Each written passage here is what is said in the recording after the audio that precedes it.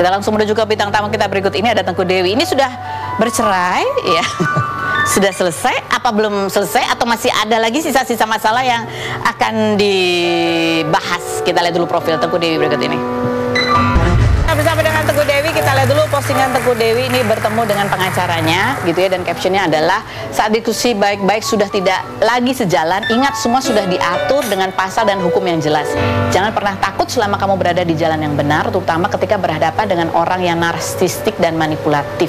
Pilihlah pengacara yang tepat, yang benar-benar memahami hukum dan mampu mendampingi kamu dalam setiap langkah perjuanganmu gitu ya. Ini aku mau tanya nih, komunikasi itu gimana sekarang komunikasi bentuknya? Komunikasi sama bapaknya anak-anak? Sekarang melalui pihak ketiga. Dari dulu kan selalu melalui pihak ketiga ya? Udah hampir 1 tahun ya. 1 tahun? Hampir 1 tahun. Setelah perceraian itu? Setelah perceraian, kita komunikasinya lewat babysitter aja. Babysitter aja, jadi nggak pernah komunikasi langsung. Kalau misalnya mau pergi ngajak anak-anak itu ya lewat babysitter. Misalnya hari ini anak-anak kemana gitu. Ya udah jawabnya dari babysitter, dari atau kayak sampein ya ke ibu, ibu sampein ya ke bapak gitu aja sih. Jadi nggak ada yang langsung, misalnya aku putus komunikasi jadi dia nggak bisa hubungin anak-anak tuh nggak ada. Tapi apapun itu atas persetujuan kedua belah pihak kan, ya, kamu pasti kasih ACC dan dia juga kasih ACC gitu ya. Dan ini kalau kita lihat kan kamu menempuh jalur hukum gitu. Apakah ini juga terkait masalah nafkah? Atau ada hal lain sebenarnya yang kamu perjuangkan untuk bisa diselesaikan antara kamu dan bapaknya anak-anak?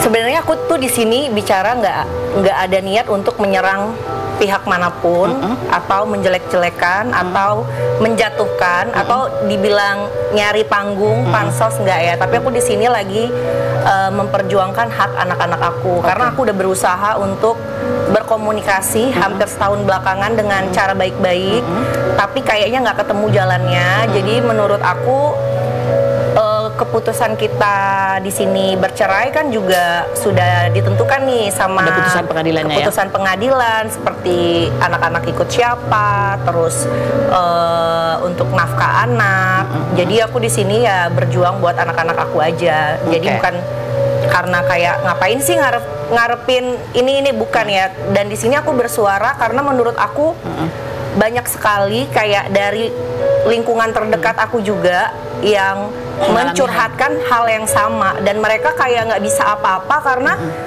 menurut aku pun setelah aku menjadi single mom, hukum di Indonesia sangat lemah banget untuk memperjuangkan hak-hak ibu yang sudah berpisah dengan suaminya. Padahal kan di situ udah jelas untuk hak anak-anak ini bukan kayak atas komunikasi atau mood-moodnya sang mantan, itu udah jelas ditentukan, bukan karena kita ngerepotin atau gimana. Itu udah memang hak anak-anak, dan anak aku kan masih balita semua Kak, kedepannya masih panjang gitu.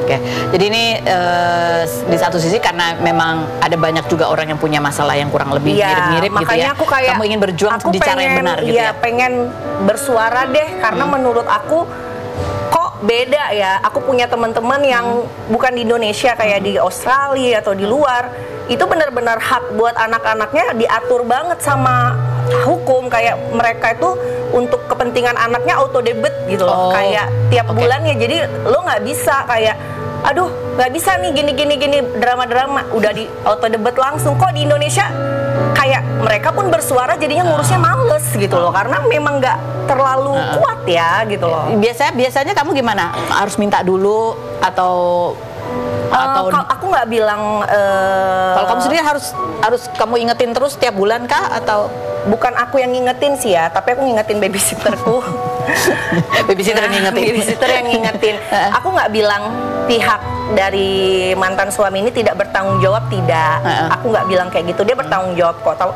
Dan kalau misalnya memang mungkin ada kemampuannya dia segini sampai hampir 1 tahun, aku memaklumi. Kayak ya aku bersyukur aja. Alhamdulillah aku dapat aja lah rezeki buat anak-anak. Tapi ada satu hal yang membuat aku kayak wah ini kayaknya nggak bisa lagi nih diskusi dengan ngomong baik-baik nih, karena aku drain jadinya tiap membahas, karena kemana-mana jadinya. Dan adalah beberapa dialog yang membuat aku wow gitu. Jadi kayaknya aku nggak mau berkomentar, biarkan ini menjadi urusan pengadilan aja, karena kan dia sudah tanda tangan juga soal kewajiban anak-anak dan lain-lain. Jadi jangan diskusinya sama gue. Diskusinya coba sama pengadilan, kan udah atas kesepakatan bersama gitu. Jadi intinya kamu ketika kamu mencoba berkomunikasi, lama-lama kamu capek sendiri. Padahal sebenarnya ya, kalau mau aku spill dikit, adanya saat ini, kejadian saat ini tuh aku sebenarnya nggak mempermasalahkan soal nafkah sebenarnya. Cuma aku kayak pengen ngasih pelajaran aja. Ayo bertanggung jawab gitu loh. Kayak dia udah seorang bapak, punya anak, nggak masalah kalau dia mau punya kehidupan baru atau keluarga baru, it's okay, nggak masalah. Tapi jangan lupakan tanggung jawabnya. Nah, ini juga untuk pelajaran buat suami-suami yang udah punya keluarga baru. Tolong, anak-anak ini kan nggak ada hubungannya dengan mantan pasangan. Kedepannya urusannya masih panjang banget loh. Bener nggak? Kalau nggak kita fight dari sekarang, cuma diem dan memendam, anak ini kan urusannya bukan seorang ibu doang, tapi ibu dan bapak. Itu loh yang aku pengen, jangan gue deh yang ngasih pelajarannya. Coba mungkin bisa dikasih tahu dari pihak hukum. Kita kan tinggal di negara Indonesia ya Kak, semua ada aturannya. Jangan komunikasi sama aku, gak ada urusannya sama aku gitu. Jadi ada satu titik di mana kamu akhirnya capek nih ya. Karena aku udah mencoba dari putusan yang Januari kemarin, aku mencoba untuk kayak ya udah nggak apa ya, nggak masalah. Tapi kok kesini-sininya makin kayak gitu loh. Jadi ya udah, biar jangan saya yang urus gitu loh. Nah ini soalnya ya kalau kita lihat nih ya, beberapa waktu yang lalu kita wawancara Tengku Dewi soal berapa tingkat stres kamu nih kalau misalnya nafkah begini-begini, ya segini kayaknya udah biasa. Dan kita pernah wawancara Endo juga, dan Endo mengakui bahwa dia ya walaupun mungkin jumlahnya ini, tapi dia selalu tiap bulan pasti ada katanya. Kita lihat cuplikannya berikut ini. Kalau misalnya dalam kondisi tidak ada nafkah yang diberikan untuk anak-anak kamu dari bapaknya, stresnya berapa? 4 kali ya. 4. Karena udah biasa kayaknya saya. Apakah kamu seorang bapak yang transfer tepat waktu? Enggak, tapi sebulan sekali aku pasti. Sebulan sekali itu tepat waktu. Oh, tapi nggak tepat waktu, cuma sebulan sekali pasti ya. Karena kan kita kerjaannya bukan karyawan yang dapat gajinya tuh tiap waktu di tanggal yang sama. Ini panjang ya. Tingkat stresnya dari 4, eskalasinya kayaknya langsung jadi 10 nih Bu ya. Sekarang udah tenang karena kan udah ketemu Bang Minola, bukan aku yang ngurus. Tapi sebelum ketemu Bang Minola itu sempat naik tuh. Sempet kayak, wah ini udah nggak bisa nih diomongin secara kekeluargaan nih, ya udah deh gitu. Jadi lebih kepada karena komunikasinya ya. Komunikasinya yang membuat aku shock ya, maksudnya jawabannya kok kayak gini gitu. Kayak apa sih, aku jadi kepo jawabannya. Ini ada juga pada saat podcast, di sebuah podcast tuh Endo sempat cerita gitu, dia merasa bahwa setiap kali Tengku Dewi posting gitu, itu seolah-olah seperti menghancurkan karirnya. Padahal kan sebenarnya dia butuh bekerja karena dia ada kewajiban untuk menafkahi anak. Kita lihat yang berikut. Ibu udah lihat itu belum? Udah lah. Terus? Aku nggak pernah untuk menghancurkan karirnya, aku nggak pernah menjelek-jelekan. Selama apa yang aku sampaikan ke publik itu adalah fakta, dan kita berdua public figure, kalau ditanya fakta yang sebenarnya atau klarifikasi, aku berhak dong menyampaikan hal yang sebenarnya terjadi. Jadi menurut aku, ya itu tidak menjelek-jelekan gitu. Harusnya bukannya malah mencari-cari kesalahan terus, harusnya introspeksi aja. Nih ada lagi postingan kamu nih soal NPD yang dibagikan gitu ya. Nih tips, jangan takut ngadepin NPD yang coba lepas tangan soal anak. Sedikit tips dari gue buat kalian yang mau fight. Siapin bukti, konsultasi sama lawyer, kamu lebih kuat dari yang kamu kira. Jadi ini mungkin lebih ini adalah buat kalian yang mau fight ya, yang masih co-parenting lah ya sama. Sebenarnya NPD bukan cuma laki-laki aja ya, perempuan juga ada, orang tua juga ada NPD.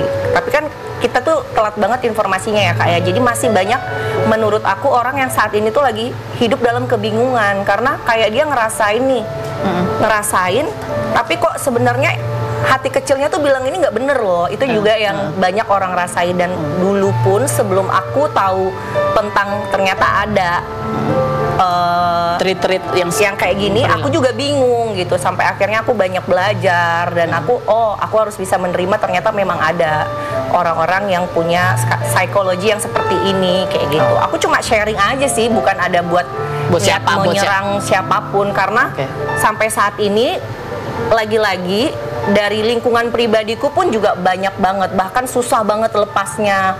Akhirnya kena love bombing, balik lagi kayak gitu-gitu. Jadi menurut aku pengen share di sosial media aku untuk seenggaknya hal yang bermanfaat lah gitu. Karena kamu juga kemarin-kemarin kan banyak ikut seminar-seminar gitu, salah satunya untuk ya mengenali karakter-karakter orang gitu. Jadi ini sebetulnya hanya sekedar sharing aja. Oke, komentar netizen coba kita baca ya. Ada yang menarik juga nih. Dulu sebelum nikah udah tahu belum Kak kalau dianya NPD? Tadi kan dia bilang. Ini dia siapa sih, orang aku lagi sharing ya. Yang berikutnya ada lagi, semangat wanita hebat, kuat pemberani, gak semua wanita berani bersuara. Yang berikutnya, nyampein mental, lo minta sampai apa juga nggak akan dikasih. Udah save energi, fokus kerja aja, cari nafkah buat anak. Udah anggap bapaknya, kalau emang nggak sanggup kasih semua anak ke suami ya. Oh gitu, oke. Ya ini ada pandangan tersendiri ya kalau soal nggak apa-apa. co-parenting kan biasanya suka ya itu salah satu hal yang menjadi konflik tuh biasanya soal nafkah yang setiap bulannya rutin gitu. Ada yang pasrah gitu kan. Aku ngerti banget kenapa banyak yang komentar kayak gini, karena nggak semua orang juga bisa bayar lawyer juga kan. Jadi kayak daripada nyape ini mending duitnya buat anaknya. Tapi kan maksudnya di sini juga ada lembaga kan yang bisa melindungi wanita. Coba cari tahu deh gitu. Tapi maksud aku kalau memang cerainya resmi dan sudah ada keputusan pengadilan, itu kita juga bisa nggak usah pakai lawyer. Kita bisa juga mandiri untuk melaporkan ke pengadilan bahwasanya si mantan pasangan ini tidak menjalankan kewajibannya sebagai orang tua. Itu kan kita wajib bersuara juga kan. Gitu. Iya betul. Oke, ini buat pengetahuan bersama aja juga ya. Kita lihat ini ada infografis mengenai NPD. Apa sih NPD? Narcissistic Personality Disorder. Jadi disorder itu berarti ada sebuah kelainan karena kelebihan. Kayaknya sih aku ada sih sedikit narsistiknya ya. Semua orang narsistik sebenarnya. Aku kalau suka gaslight, kadang-kadang aku gaslight. Tapi kalau udah disorder berarti dia udah range-nya mungkin udah 10 ya. Dalam obrolan, objeknya selalu diri sendiri. Orang-orang dengan penyakit narsistik senang menguasai obrolan setiap waktu. Orang-orang menyukaimu jika kamu percaya memiliki kekuatan di balik kesan pertama. Kamu bisa jadi seorang narsistik. Hah? Gimana? Kamu tidak pernah salah. Orang-orang dengan penyakit narsistik tidak tahu bagaimana bertanggung jawab atas hal-hal yang mereka lakukan. Itu aku banget. Masa sih? Tapi satu nih Kak, aku nggak pernah salah. Kalau NPD salah satunya, dia tidak akan mau mengakui kesalahan. Nah Kakak aja mengakui, berarti Kakak bukan NPD. Oke, baik. Yang berikutnya kita menuju ke apa lagi? Ada lagi? Ada lagi satu lagi Kak. 4. Suka hal-hal mewah. Jika kamu secara terus-menerus menghabiskan uang untuk membeli hal-hal di luar keperluanmu. Itu aku juga ya. Hai, kamu ketawa dari pojok sana. Tidak menerima kritik jika kamu tidak bisa memberi toleransi, bahkan untuk kritik kecil apapun itu menjadi masalah. Kamu berpikir dirimu spesial. Mereka yang menderita NPD akan memamerkan kebesaran diri dan menunjukkan seberapa penting diri mereka. 7. Mengambil keuntungan dari orang lain. Seringkali mereka menderita NPD memendam kecemburuan mendalam terhadap orang lain dan mengasumsikan orang lain juga cemburu pada mereka. Mana yang paling sering kamu temuin? Trait yang mana? Yang pertama itu, jadi gini, kalau NPD itu nggak bisa kita kayak nuduh lo NPD nggak bisa. Jadi itu ada beberapa, minimal ada 5 trait lah yang mereka miliki. Makanya kenapa NPD itu nggak akan pernah ke psikolog. Karena bisa jadi psikolognya nanti yang malah dimanipulasi. Karena dia nggak pernah ngerasa dirinya itu salah. Jadi dia kayak denial terus dan orang dia ngerasa dirinya paling penting. Nah, NPD sendiri pun ada beda-beda Kak. Ada NPD yang covered ini kelihatannya kayak angel gitu, kayak yang wah baik banget, family man banget, kayak gitu ya. Bener-bener susah ya kalau dijelasin dalam satu talk show doang, karena aku pun belajarnya setahun aja belum cukup gitu. Yang berikut adalah story kamu tentang kamu yang akan menindak tegas soal anak bersama pas ini ya. Nih kita mau tanya nih. Sejujurnya aku berusaha untuk tidak menormalisasi keadaan seperti ini. Niatku pure cuma mau anak-anak dapat kasih sayang dari kedua orang tuanya, bukan menimbulkan masalah. Tapi kalau sikap yang sama terus berlanjut, mungkin aku perlu mengambil langkah yang tegas. Warning juga untuk postingan ini untuk mereka. Aku sadar nggak semua orang bisa benar-benar memahami situasi seperti ini. Seringkali malah disalahartikan sebagai rasa cemburu. Terlebih saat berhadapan dengan pribadi narsistik. Cara penyampaian pun harus ekstra hati-hati karena alih-alih terbuka untuk berdiskusi, yang muncul justru drama gitu. Ini terkait pengaturan ini kan ibaratnya ini kan hal baru ya, kalian baru memasuki co-parenting gitu kan. Ada hal yang memang perlu diadaptasi. Selain tadi soal tepat waktuan nafkah gitu ya. Apalagi sini soal pengaturan anak ini ada masalah apa yang besar yang dihadapin? Ibunya anak-anak. Aku punya hak dong untuk kalau misalnya aku sekarang menjalani co-parenting dengan mantan pasanganku, di saat anak-anakku berada dengan mantan pasanganku dan tidak di bawah pengawasanku, aku punya rule sendiri, dia punya rule sendiri. Aku mencoba untuk co-parenting, maksudnya nggak maulah drama-drama ribut-ribut, yang baik-baik itu yang aku coba jalani setahun belakangan. Tapi ada beberapa kejadian kayak yang paling gongnya itu yang kejadian terakhir. Aku tegur dia dengan baik-baik, kayak itu yang buat aku kayak wah ini kayaknya aku udah nggak bisa lagi nih jalur ngomong baik-baik nih, jadi udah aku serahin aja ke hukum gitu. Di situ dia ngegas, ngebalesnya dengan manipulatif lah, intinya ya udah kalau misalnya emang lo nggak mau anak-anak ketemu gue nggak masalah, tapi ya udah lo jangan minta nafkah sama gue. Itu kan menurut aku wow, ini bukan gue yang minta loh, maksudnya itu udah tanggung jawab lo segala macem. Tapi dia beranggapan kayak lu nggak usah ngontrol gue mau ngapain kayak gini, maksudnya gue mau ngapain sama gue, anak-anak mau ketemu siapapun, gue mau ngapain di depan anak-anak tuh bukan urusan lo, itu loh. Jadi maksud aku punya rules, dia punya rules. Kalau anak-anak keputusannya kan ikut aku kan, ya itu juga di pengadilan udah ada kan. Jadi kita sama-sama menghargai aja. Tuh aku juga kasih kesempatan dia kan berkali-kali untuk dia jalan sama pasangannya, sama anaknya juga. Itu aku udah menurunkan egoku banget loh. Yang aku minta tuh simple banget, dan aku mintanya secara baik-baik, bukan yang lo begini-begini ya di depan anak-anak ya, nggak kayak gitu loh. Sesimpel. Jadi aku ada laporan bahwasanya dia bermesra-mesraan di depan anak-anak.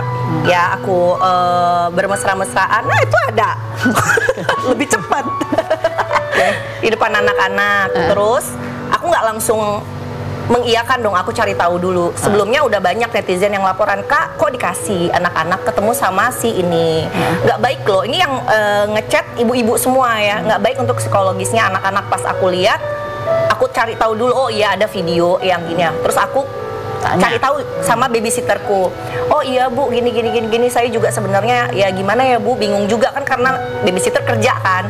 Akhirnya aku tegur baik-baik. Si mantan ini aku bilang, boleh nggak kamu jaga sikap di depan anak-anak, karena anak-anak itu masih balita. Kayak aku nggak mau mereka bingung. Bener nggak kakak sebagai ibu deh, bener nggak? Aku nggak mau mereka bingung. Maksudnya aku selama ini izinkan kalau jangan apa ya, anak-anak terlalu kecil lah untuk dijelasin ini calon ini lo yang baru lo yang kayak gitu-gitu. Jadi menurut aku cuma negor itu, tapi balasannya langsung kayak wow, langsung kemana-mana nih soal nafkah dan lain-lain. Ya udah sekalian aja gue kastusin. Akhirnya terbuka biar juga kelar itu ya kan. Ujungnya. Padahal sebenarnya kalau kayak jawabannya kayak oh iya deh kita sama-sama sorry ya kita jaga. Nah dari chatnya pun aku nggak tahu itu apakah dia yang bales, karena sepengetahuanku sih dia orangnya sebenarnya nyantai sih ya. Tapi ya we don't know kan, kita sekarang suka nggak bisa menebak kan, dia juga udah punya pasangan lain kan, pasangan baru kan. Sabar. Begitu Bu, tuh kan bocor lagi nih. Baik, kita tunggu Tengku Dewi agak reda sedikit. Boleh nggak ada kopi dulu di sini, kopi es gitu. Kita menuju ke Livi Renata. Kita dulu program berikut ini.